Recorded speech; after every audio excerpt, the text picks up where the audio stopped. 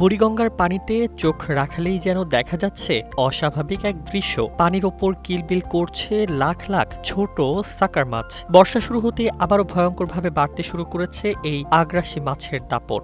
নদীর মিডফোর্ড হাসপাতাল সংলগ্ন এলাকা, খোলামরা ঘাট ও নবাবচরের মতো বর্জ্য ও সুয়ারেজে দূষিত জায়গাগুলোতে সবচেয়ে বেশি দেখা মিলছে সাকারের বাচ্চার। নগদ নিয়ে এলো হার নামানা হার অফার। সর্বনিম্ন 10,000 টাকা রেমিটেন্স নগদে পাঠালে থাকছে স্বর্ণের হার জেতার সুযোগ। সরেজমিনে দেখা গেছে পানিতে সামান্য ছাতা ডোবালেই উঠে আসছে ছোট ও মাঝারি আকারের কয়েক কেজি সাকার। স্থানীয়দের আশঙ্কা, এভাবে বংশবিস্তার চলতে থাকলে বুড়িগঙ্গায় দেশি মাছের অস্তিত্ব আরও সংকটে পড়বে। একসময় সাকার ধরতে একাই নেমেছিলেন মাঝি ফজলু মিয়া। প্রায় 1 বছর ধরে কয়েক টন মাছ ধরে আলোচনায় আসেন তিনি। পরে অন্য জেলে ও মাঝিরাও তাকে অনুসরণ করায় কিছুটা নিয়ন্ত্রণে এসেছিল সাকারের সংখ্যা। কিন্তু বর্ষা ফিরতেই যেন পুরনো আতঙ্ক আবারও ফিরে এসেছে।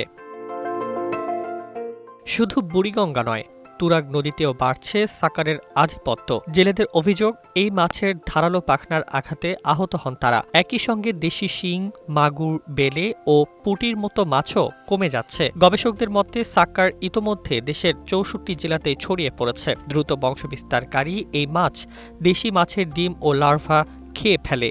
দূষিত পানিতেও টিকে থাকতে পারে, এমনকি পানি ছাড়াও কয়েকদিন বেঁচে থাকার ক্ষমতা রয়েছে।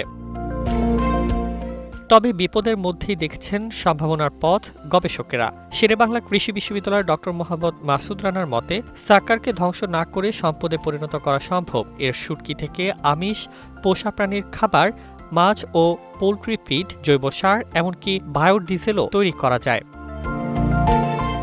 2022 সালে সাকার আমদানি, উৎপাদন ও বিপণন নিষিদ্ধ করা হলেও গবেষকদের প্রশ্ন, মাছটি যদি বাণিজ্যিকভাবে ব্যবহারযোগ্য করা যায় তাহলে জেলেদের ধরতে উৎসাহিত করাই কি হতে পারে সমাধানের পথ? কারণ সময় যত গড়াচ্ছে বুড়িগঙ্গার পানিতে ততই যেন স্পষ্ট হচ্ছে এক সতর্ক বার্তা।